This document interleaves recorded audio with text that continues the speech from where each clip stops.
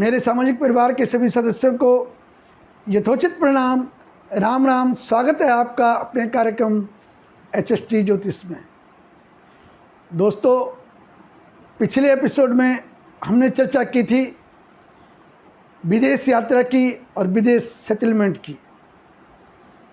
आज हम चर्चा करेंगे कि कुंडली में ऐसे कौन से योग बनते हैं कि हम ये देखते हैं कि हमें नौकरी करनी चाहिए या बिजनेस करना चाहिए। बिजनेस करें तो पार्टनरशिप में करें या फिर अकेले करें। चर्चा में जाने से पहले मेरी आपसे रिक्वेस्ट है, जिन लोगों ने अभी तक हमारे चैनल को सब्सक्राइब नहीं किया है, कृपया चैनल को सब्सक्राइब कीजिए, लाइक कीजिए और शेयर कीजिए और कमेंट्स के द्वारा हमें बताएं कि आपको हमारा प्रोग्राम कैसे लगता है। तो चर्चा करते हैं आज, आपको नौकरी करना चाहिए या बिजनेस कर सकते हो, बिजनेस के योग आपकी कुंडली में हैं या नहीं है। मैं आपको एक कुंडली के माध्यम से बताने की कोशिश करूंगा। मैंने एक कुंडली ड्रॉ कर रखी है। आप ये मत देखिए कि किस लग्न की कुंडली है, मैं सिर्फ आपको भाव से संबंधित बात करूंगा कि किस भाव में कौन से ग्रह होने से या किसका किसकी युति होने से और किसका किसका कंजक्शन होने से नौकरी का देखना चाहिए या पार्टनरशिप का देखना चाहिए या बिजनेस का देखना चाहिए। सबसे पहले मैं आपको बता दूं, जो ये 10वां भाव है ये हमारा कर्म भाव है। यहाँ पर हम अपना कर्म करते हैं, हमारा प्रोफेशनल भाव होता है ये। उससे जो 9वां भाव है वो ये वाला भाव है जहाँ पर 6 अंक लिखा हुआ है। यहाँ से हम नौकरी का देखते हैं तो 10वें भाव से जो 9वां भाव होता है वो नौकरी का भाव होता है। अगर इस भाव का आपस में किसी भी प्रकार का कंजक्शन हो, किसी भी प्रकार का कोई भी कनेक्शन हो, तो आपको हमेशा नौकरी करनी चाहिए एक सबऑर्डिनेट की तरह। हमेशा ऐसे व्यक्ति को जिनका 6ठे भाव और 10वें भाव से एक दूसरे से लिंक रहता है या एक दूसरे से कनेक्शन रहता है, उनको हमेशा नौकरी करनी चाहिए, सबऑर्डिनेट के तौर पर काम करना चाहिए।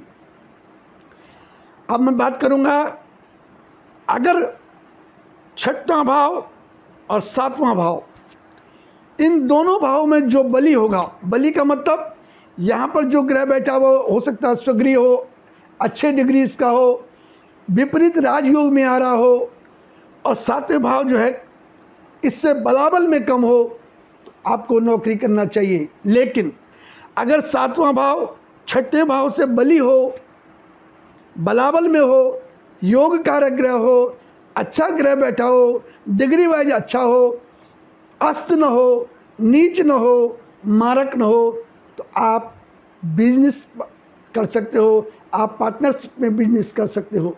क्योंकि ये भाव पार्टनरशिप का भी है और दाम्पत्य जीवन का भी है और डेली बेसिस का भी है। लेकिन अगर इस भाव में अच्छा ग्रह बैठा होगा, योग कारक ग्रह बैठा होगा, डिग्री वाइज बराबर होगा, अस्त नहीं होगा, नीच नहीं होगा, 6, 8, 12 का स्वामी नहीं होगा। अगर 6, 8, 12 का स्वामी हो और विपरीत राजयोग की कंडीशन तो यहाँ नहीं हो सकती, सिर्फ यहाँ पर होगी या यहाँ पर होगी या यहाँ पर होगी, लेकिन अस्त नहीं होना चाहिए ग्रह को, जो जिसकी प्लेसमेंट यहाँ पर है वो डिग्री वाइज सही होना चाहिए, तो आप बिजनेस पार्टनरशिप में आप बिजनेस कर सकते हो। तीसरी बात देखते हैं कि लग्न में लग्नेश उसके साथ साथ, इनके साथ साथ लग्नेश भी बली होना चाहिए। लग्न अगर बली होगा, लग्नेश यहाँ से यहाँ पर देखेगा, अगर लग्न का स्वामी लग्न में बैठा है तो इसकी दृष्टि 7वीं दृष्टि यहाँ पर आएगी, तो व्यापार में आपका, व्यापार को बढ़ाने में या बिजनेस को चलाने में आपको और भी ज़्यादा फायदा होगा। उसके अलावा 10वां भाव जो कर्म का भाव है, अब ये देखेंगे कि भाई कर्म तो करोगे लेकिन इनकम कहाँ से आएगी, तो इनकम आएगी लाभ स्थान से और धन स्थान से।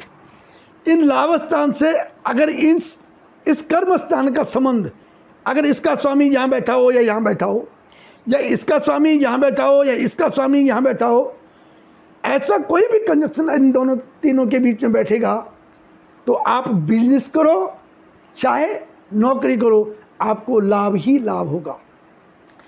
जो तीसरी मैं आपको बात बताता हूँ, सबसे मेन चीज़ जो होती है वो होती है कि आप जब पैदा हुए तो आपका जो चंद्रमा वो किस नक्षत्र में था, क्योंकि नक्षत्र से ही आदमी का जो पहला नक्षत्र होता है, जो चंद्रमा किस नक्षत्र में आपका बैठा हुआ, उस नक्षत्र के जो गुण होंगे उसी के अनुसार आप बिजनेस करोगे या नौकरी करोगे वो भी पता चल सकता है।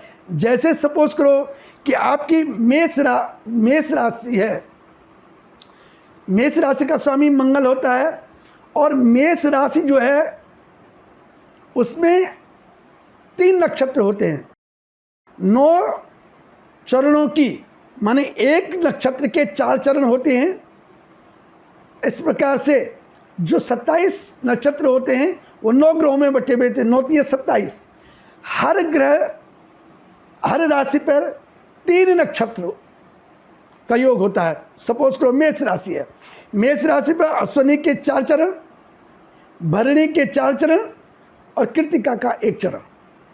अगर मेष राशि है आपकी, अगर चंद्रमा अश्विनी नक्षत्र का होगा तो 100% है कि आप MBBS कर सकते हो, आप BAMS कर सकते हो, आप फार्मा हाउस से बी फार्मा कर सकते हो, या टोटल वो मेडिकल लाइन में वो आदमी जाने की पूरे चांस उसके रहेंगे अगर वो अश्विनी नक्षत्र में पैदा हुआ है।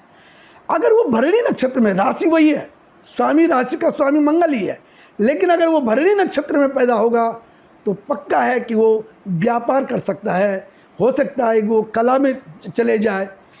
अगर अश्विनी भरणी कृतिका का 1 चरण मेष राशि में आता है, अगर कृतिका का 1 चरण में अगर आपका चंद्रमा था तो ये जानिए आप सरकारी पद पर IAS PCS या इस प्रकार के अच्छी सरकारी नौकरी में आप जॉब पा सकते हो। अंत में आपको एक चीज़ ज़रूर देखनी है कि शनि की स्थिति ज़रूर देख लीजिए, क्योंकि शनि जो है काल पुरुष की कुंडली में 10वां स्थान शनि का होता है, इसलिए शनि की स्थिति ज़रूर देखनी चाहिए। चाहे आप नौकरी में जा रहे हो, चाहे आप बिजनेस कर रहे हो, शनि की दशा, शनि की स्थिति ज़रूर देखनी चाहिए। उसके अलावा लास्ट में मैं आपको एक चीज़ बता दूं, आपके सब आपके फेवर में है, लेकिन जब आप बिजनेस स्टार्ट कर रहे हो ये ज़रूर देख लें कि किस ग्रह की दशा और अंतर्दशा चल रही है। सपोज करो कि आप बिजनेस शुरू करना चाह रहे हो और आप पे जो है जो दशा चल रही है, उस टाइम जो अंतर्दशा चल रही है वो मारक ग्रह की चल रही है, तो कभी भी उस टाइम, या नीच की चल रही है, नीच ग्रह की चल रही है, मारक ग्रह की चल रही है, या 6, 8, 12 के स्वामी की चल रही है, तो कभी भी उस टाइम पर भी बिजनेस स्टार्ट नहीं करना चाहिए। दोस्तों आज के एपिसोड में इतना ही। अगले एपिसोड में फिर आपके साथ किसी नई चर्चा पर बहस होगी। तब तक के लिए बहुत बहुत प्रणाम।